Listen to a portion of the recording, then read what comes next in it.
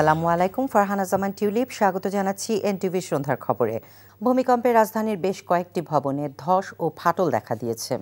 পুরান ঢাকা থেকে বাড়িধারা সব জায়গায় ক্ষয়ক্ষতির চিহ্ন এখন স্পষ্ট। ভূমিকম্পের পর রাজধানীর সব ঝুঁকিপূর্ণ ভবন চিহ্নিত করতে চায় রাজধানী উন্নয়ন কর্তৃপক্ষ রাজুক। সকালে পুরানো ঢাকার কসাইটুলির ক্ষতিগ্রস্ত ভবন পরিদর্শন শেষে রাজুক চেয়ারম্যান বলেন, ঝুঁকিপূর্ণ ভবনের বিরুদ্ধে ব্যবস্থা নেওয়া হবে। আবির আহমেদের রিপোর্ট। আতঙ্কের রেশ কাটতে না কাটতেই শহরের বিভিন্ন প্রান্ত থেকে আসতে শুরু করেছে ভবন ক্ষতিগ্রস্ত হওয়ার উদ্বেগজনক খবর। রাজধানীর বাড়িধারা, কলাবাগান, পুরান ঢাকা ও উত্তরবাড্ডা এলাকার বিভিন্ন ভবনের ভিতরে ও বাইরে এভাবেই ফাটল দৃশ্য চোখে পড়ে। ভূমিকম্পের কারণে নগরবাসী আতঙ্কিত হলেও এসব ভবনের মালিকরা বলছেন এই ফাটলে তেমন কোনো সমস্যা হবে না। ফাটল বলতে বিল্ডিংয়ে আমাদের এখানে অনেক বিল্ডিংয়েই ফাটল ধরছে। আমার বিল্ডিংয়ের কিছুই হয় নাই, বিল্ডিংয়ের বাইরে যে একটা ফল ছাদ দিছি গেট লাগানোর জন্য, ওইটা একটু ক্ষতিগ্রস্ত হয়েছে। এটা বিল্ডিংয়ের টোটাল বিল্ডিংয়ের বাহিরে। আতঙ্কিত হয়ে হুড়ুহুড়ি করে নামতে গিয়ে আহত হয়েছে ৬ শতাধিক।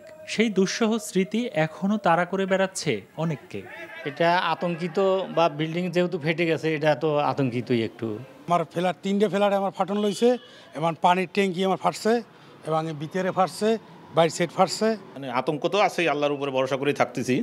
এদিকে ভূমিকম্পের পর রাজধানীর বিভিন্ন ঝুঁকিপূর্ণ এলাকা পরিদর্শনে যান রাজুকের চেয়ারম্যান প্রকৌশলী রিয়াজুল ইসলাম সহ ঊর্ধ্বতন কর্মকর্তারা। তাদের উপস্থিতি টের পেয়ে সটকে পড়েন ভবন মালিকরা।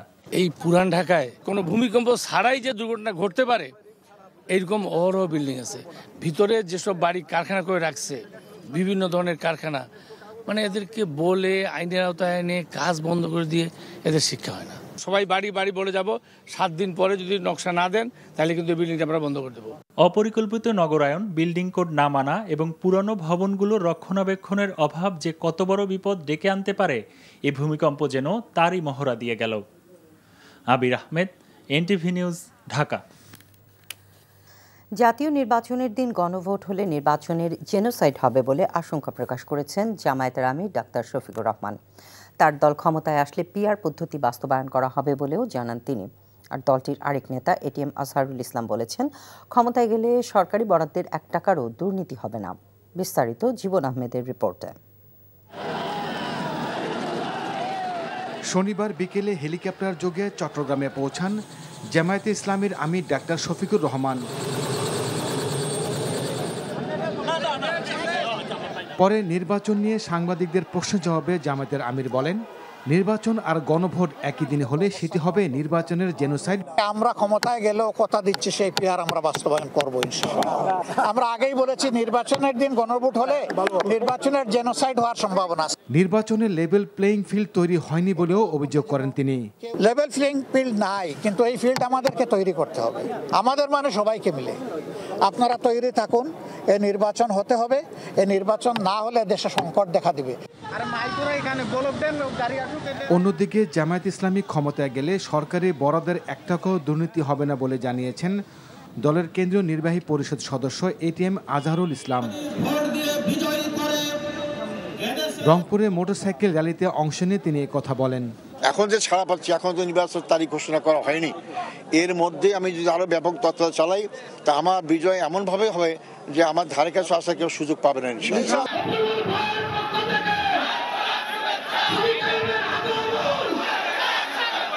ওদিকে ছাত্র শিবিরের কেন্দ্রীয় সভাপতি জাহিদুল ইসলাম বলেছেন, বাংলাদেশের রাজনীতি করতে হলে জুলাই আন্দোলনের আকাঙ্ক্ষাকে নিয়েই করতে হবে।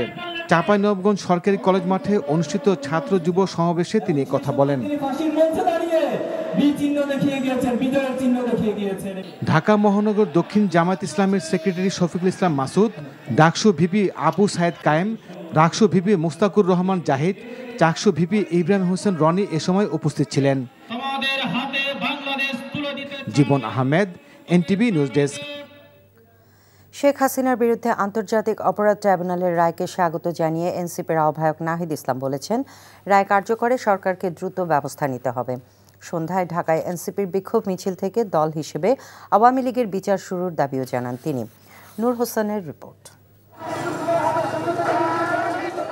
শেখ হাসিনার মৃত্যুদণ্ড কার্যকরের দাবিতে বিক্ষোভ মিছিল করেছে জাতীয় নাগরিক পার্টির ঢাকা মহানগর শাখা। রাজধানীর বাংলা মোটর থেকে শুরু হয়ে প্রেস ক্লাব যাওয়া মিছিলটিতে দলটির বিপুল সংখ্যক নেতাকর্মীর উপস্থিতি দেখা যায়। মিছিল পরবর্তী সংক্ষিপ্ত সমাবেশে শেখ হাসিনাকে দেশে এনে ফাঁসি কার্যকরের দাবি জানান এনসিপির কেন্দ্রীয় নেতারা। যুব শক্তি, ছাত্র শক্তি, শ্রমিক শক্তি, নারী শক্তি যতদিন বাংলাদেশে থাকবে ততদিন বাংলাদেশে আওয়ামী লীগ কোনোদিন রাজনীতি করতে পারবে না। পুশিং করতে হলে খুনি হাসিনাকে অতি দ্রুত বাংলাদেশে পুশিং করুন।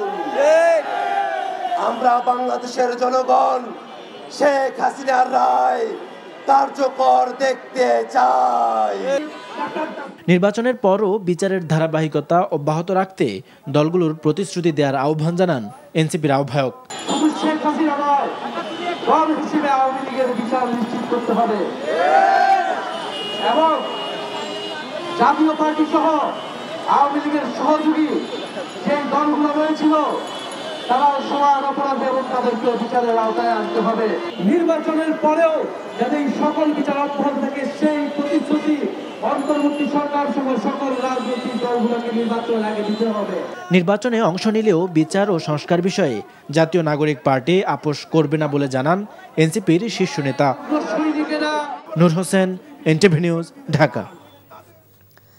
গণভোটের জন্য ২-৩ দিনের মধ্যে আলাদা আইন করা হবে বলে জানিয়েছেন প্রধান নির্বাচন কমিশনার এএমএম নাসির উদ্দিন। রাজনৈতিক দলগুলোর সুশৃঙ্খল আচরণ ও সুষ্ঠু নির্বাচনে সহযোগিতাও চান তিনি। রাজধানীর গুলশানে একটি হোটেলে Asian network for free election আয়োজিত কর্মশালায় তিনি একথা বলেন। সামাজিক যোগাযোগ মাধ্যমে কৃত্রিম বুদ্ধিমত্তার অপব্যবহার, ভুয়া ও অপতথ্যের মতো বড় চ্যালেঞ্জগুলো এখনই মোকাবেলা করতে হবে বলেও জানান তিনি। নিয়ামুল আজিজ সাদেকের রিপোর্ট। নির্বাচনের কেনাকাটা, ভোটার তালিকা, নির্বাচন সংশ্লিষ্ট আইন বেশিরভাগই সম্পন্ন হয়েছে বলে জানিয়েছেন প্রধান নির্বাচন কমিশনার। বলেন ২০ লাখের বেশি মৃত ভোটার বাদ দিয়ে নতুন বড় একটা অংশকে অন্তর্ভুক্ত করা হয়েছে। নির্বাচন আচরণবিধি না মানার সংস্কৃতি থাকলে নির্বাচন সুষ্ঠু হবে না বলেও মন্তব্য করেন তিনি। এ কারণে সবার সহযোগিতা চান। আমাদের সব রাজনৈতিক দল তারাও বলছে যে সুষ্ঠু ও সুন্দর গ্রহণযোগ্য নির্বাচন চায়। এটার মাধ্যমে প্রমাণিত হয় রাজনৈতিক দলগুলো জাতির কাছে প্রতিশ্রুতিবদ্ধ। কৃত্রিম বুদ্ধিমত্তার অপব্যবহারকারীরা আমাদের চেয়েও দক্ষ। আমাদের খুব কম লোকজন তাদের এসব ধরতে পারে। প্রধান নির্বাচন কমিশনার বলেন, গণভোট জাতীয় সংসদ নির্বাচনের দিনে করার সিদ্ধান্ত হওয়ায় অনেক কাজ অতিরিক্ত করতে হচ্ছে। আইনও দ্রুত প্রণীত হচ্ছে। আইন শৃঙ্খলা পরিস্থিতি আশাব্যঞ্জক নয়, অথচ নির্বাচন সুষ্ঠু করতে এটাই পূর্ব শর্ত। রাজনৈতিক বাস্তবতাও একটি বড় চ্যালেঞ্জ, তবে আশা করি নির্বাচনের পূর্বে এটা ঠিক হয়ে যাবে। গণভোটের চ্যালেঞ্জ আমাদের জন্য নতুন একটা বিষয়। জাতীয় নির্বাচনের এই মহা কর্মযজ্ঞের পরেও এর জন্য অনেক অতিরিক্ত কাজ করা লাগছে, তবে খুব শীঘ্রই আইন পাশ হলে এই বিষয়ে আমরা আগাতে পারব। এর আগে একই অনুষ্ঠানে নির্বাচন কমিশনার আবুল ফজল মোহাম্মদ সানাউল্লাহ বলেন, আন্তর্জাতিক মানের নির্বাচন করার প্রতিশ্রুতি থাকলেও উপমহাদেশের রাজনৈতিক সংস্কৃতি সুষ্ঠু নির্বাচনের অনুকূল নয়। তবে গণতন্ত্রের নতুন যাত্রা এর মাধ্যমে শুরু হবে বলে জানান তিনি। When we were doing it, we realized that we are going to suffer from lack of experience. EC জানান, এবার নির্বাচনে ১০ লাখের বেশি নির্বাচনী কর্মকর্তা ভোট দিতে পারবেন পোস্টাল ব্যালটের মাধ্যমে। Niamul Aziz Sadek, NTV news, Dhaka. স্বাস্থ্য খাতে সহযোগিতা বৃদ্ধি ও ইন্টারনেট সংযোগ বিষয়ে ২টি সমঝোতা স্মারক এমওইউ সই করেছে বাংলাদেশ ও ভুটান। তেজগাঁওয়ে প্রধান উপদেষ্টার কার্যালয়ে প্রধান উপদেষ্টা অধ্যাপক মোহাম্মদ ইউনুস এবং ভুটানের প্রধানমন্ত্রী শেরিং তোবগে এর উপস্থিতিতে এমওইউ সই হয়। প্রথম সমঝোতা স্মারকটি স্বাস্থ্যকর্মী নিয়োগ সংক্রান্ত, যা সই করে বাংলাদেশ সরকারের স্বাস্থ্য ও পরিবার কল্যাণ মন্ত্রণালয়ের স্বাস্থ্যসেবা বিভাগ এবং ভুটানের রয়্যাল সরকারের স্বাস্থ্য মন্ত্রণালয়। বাংলাদেশের পক্ষ থেকে দলিলে সই করেন স্বাস্থ্যসেবা বিভাগের সচিব সাইদুর রহমান। দ্বিতীয় সমঝোতা স্মারকটি আন্তর্জাতিক ইন্টারনেট ব্যান্ডউইথ এবং অন্যান্য টেলিযোগাযোগ সেবা বাণিজ্য সম্পর্কিত। বাংলাদেশ সরকার ও ভুটানের রয়্যাল সরকারের মধ্যে এটি সই হয়। বাংলাদেশের পক্ষ থেকে দলিলে সই করেন ডাক, টেলিযোগাযোগ ও তথ্য প্রযুক্তি মন্ত্রণালয়ের ডাক ও টেলিযোগাযোগ বিভাগের সচিব আব্দুল নাসের খান। এর আগে প্রধান উপদেষ্টা ও ভুটানের প্রধানমন্ত্রীর মধ্যে একান্ত বৈঠক এবং দুই দেশের মধ্যে আনুষ্ঠানিক দ্বিপক্ষীয় আলোচনা অনুষ্ঠিত হয়।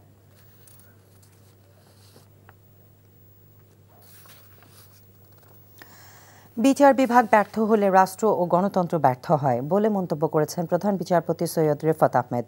সকালে রাজধানীর এক হোটেলে বে অফ বেঙ্গল কনভারসেশনে এই কথা বলেন তিনি। এই সময় পররাষ্ট্র উপদেষ্টা বলেন, বর্তমান ভূ রাজনৈতিক প্রেক্ষাপটে স্থিতিশীলতা সংকট শুধু বাংলাদেশ নয়, বৈশ্বিক বিষয় হয়ে দাঁড়িয়েছে।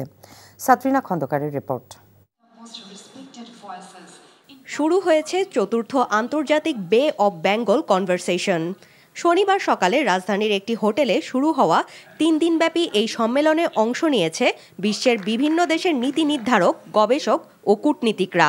বিচার বিভাগ ব্যর্থ হলে রাষ্ট্র ও গণতন্ত্র ব্যর্থ হয়। সম্মেলনের উদ্বোধনী বক্তব্যে এমন মন্তব্য করেছেন প্রধান বিচারপতি। বলেন, বিচার বিভাগের সংস্কার শুধু সৌন্দর্য বর্ধন নয়, এটি রাষ্ট্রের ন্যায় ও গণতন্ত্রকে টিকিয়ে রাখার সংগ্রাম। বিচার বিভাগ হচ্ছে রাষ্ট্রের গুরুত্বপূর্ণ স্তম্ভ। এটি আমাদের শক্তি যোগায়। এর মাধ্যমে রাষ্ট্র তার মানুষের জন্য ন্যায় বিচার প্রতিষ্ঠা করে। পররাষ্ট্র উপদেষ্টা বলেন, দায়িত্ব নেয়ার পর জাতীয় স্বার্থকে প্রাধান্য দিয়ে শুধু বঙ্গোপসাগর নয়, বিশ্বের বড় বড় দেশ ও প্রতিবেশীদের সঙ্গে সম্পর্ক উন্নয়ন করে যাচ্ছে সরকার। আমরা মিয়ানমার থেকে আসা রোহিঙ্গাদের জায়গা দিয়েছি। জাতিসংঘের শান্তি মিশনে আমাদের অবদান আছে।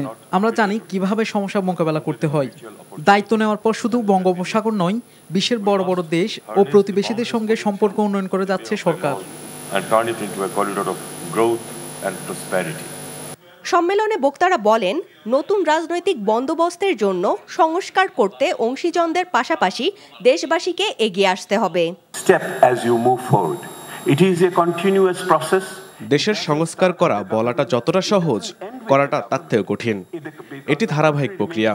এটি দেশের মানুষ ও স্টেকহোল্ডারদের উপর নির্ভর করবে। চলমান এই সংস্কার প্রক্রিয়া চলতে থাকবে। সেন্টার ফর গভর্নেন্স স্টাডিজের আয়োজনে এই সম্মেলনে অংশ নেয় 85টি দেশের 200 বক্তা, 300 প্রতিনিধি ও হাজারের বেশি অংশগ্রহণকারী। সাদরিনা খন্দকার, এনটিভি নিউজ, ঢাকা। রাজধানীর পুরানা পল্টন সেগুনবাগিচার একটি বাণিজ্যিক ভবনে অগ্নিকাণ্ডের ঘটনা ঘটেছে। বিকেল 3:04 10 তলা বিল্ডিংয়ে লাগা এই আগুন ফায়ার সার্ভিসের 6টি ইউনিটের প্রচেষ্টায় নিয়ন্ত্রণে আসে। ফায়ার সার্ভিস কর্মকর্তা মোহাম্মদ এনামুল হক বলেন, বিজয়নগরে একটি বাণিজ্যিক ভবনের 9ম তলায় অগ্নিকাণ্ডের ঘটনা ঘটে। তদন্ত কমিটি গঠন করে অগ্নিকাণ্ডের কারণ ও ক্ষয়ক্ষতির পরিমাণ জানানো হবে বলে জানান তিনি। 3:04 আমরা এখানে আগুনের সংবাদ পাই। সাথে আমাদের ফায়ার সার্ভিসের এখানে ইউনিট চলে আসে 3:14 এবং 3:30 আমরা আগুন নিয়ন্ত্রণে নিয়ে আসি। এখন আমাদের ড্যাম্পিং ডাউনের কাজ চলতেছে। যেহেতু একটা সরকারি প্রতিষ্ঠান, অবশ্যই এখানে তদন্ত কমিটি হবে। ঢাকা টেস্টে জয় থেকে 4 উইকেটের দূরত্বে আছে বাংলাদেশ। মুশফিকুর রহিমের অর্ধশতকে 100তম টেস্টের 2 ইনিংসেই শতকের কীর্তি গড়ার সম্ভাবনা থাকলেও ইনিংস ঘোষণায় তা সম্ভব হয়নি। লিড যথেষ্ট মনে হওয়াতেই ইনিংস ঘোষণা করার সিদ্ধান্ত নিয়েছে বাংলাদেশ বলে জানিয়েছেন ব্যাটিং কোচ মোহাম্মদ আশরাফুল। নিলয় মজুমদারের রিপোর্ট। 100তম টেস্টে রিকি পন্টিংয়ের 2 ইনিংসে 2 শতকের রেকর্ড স্পর্শ করার সুযোগ ছিল মুশফিকুর রহিমের সামনে, কিন্তু ইনিংস ঘোষণায় তা সম্ভব হলো না। কারণ জানিয়েছেন আশরাফুল। যেহেতু আসলে এটা একটা টিম গেম, ইন্ডিভিজুয়াল গেম চিন্তা করে না। যদিও আমি ব্যক্তিগতভাবে মনে করি যে ইন্ডিভিজুয়াল পারফরমেন্স করলেই টিম পারফরমেন্সটা হয়, কিন্তু এমন একটা সিচুয়েশনে ছিল যে আমাদের অলরেডি 500 রান হয়ে গিয়েছে এবং আমরা বিলিভ করি যে আয়ারল্যান্ডের 10টা উইকেট নিতে আমাদের যে ওভারটা ছিল, হ্যাঁ আপনি চাইলে আরও 1 ঘন্টা খেলাতে পারতেন, কিন্তু আসলে জিনিসটা সুন্দর লাগবে না স্পিরিট অফ ক্রিকেটে হয়তোবা। এই কারণেই আমাদের ম্যানেজমেন্ট চিন্তা করেছে যে না, যেহেতু মমিনুল কাছাকাছি আছে তাকে অপরচুনিটি দেওয়া হয়েছিল, কিন্তু আনলাকি সে করতে পারেনি, সেই কারণেই আসলে আর খেলা হয়নি। সাকিবকে টপকে বাংলাদেশের টেস্ট ইতিহাসে সেরা উইকেট টেকার এখন তাইজুলকে এই মুহূর্তে টেস্টে সেরা বোলার বললেন আশরাফুল। তাইজুল যেভাবে আসলে পারফর্ম করে যাচ্ছেন প্রত্যেকটা টেস্ট ম্যাচে, আপনি যদি দেখেন যে সাকিব থাকাকালীনও সে পারফর্ম করেছেন, সাকিব চলে যাওয়ার পরে এখন লিডিং রোলে আছেন। তো অবশ্যই টিম থেকে তো আমাদের একটা মিটিং হয় প্রত্যেক খেলার শেষেই, এরকম অ্যাচিভমেন্ট, যেমন আমাদের জয় 1000 রান করেছেন টেস্ট ক্রিকেটে, তো ডেফিনেটলি এমন কিছু তো একটা থাকবেই। কিন্তু হ্যাঁ, বোলারদের জন্য একটু আনলাকি। রোববার সকালে প্রথম সেশনে আইরিশ বোলারদের গুটিয়ে দিতে চাইবেন বাংলাদেশের বোলাররা। মুশফিকের 100তম টেস্টে জয়ী হতে পারে তার জন্য একটু উপহার। Nila Majumder, NTV news, Mirpur Sher e Bangla stadium, Dhaka. এই ছিল সন্ধ্যার খবরে। এই খবরের ভিডিও সহ আপডেট জানতে ভিজিট করুন এনটিভি অনলাইন www.ntvbd.com। এছাড়াও এনটিভির জনপ্রিয় সব অনুষ্ঠান ও খবরের আপডেট জানতে ভিজিট করুন আমাদের ইউটিউব ও ভেরিফাইড ফেসবুক পেজে। রাত 10:30টায় রাতের খবর দেখার আমন্ত্রণ রইল। ধন্যবাদ সবাইকে।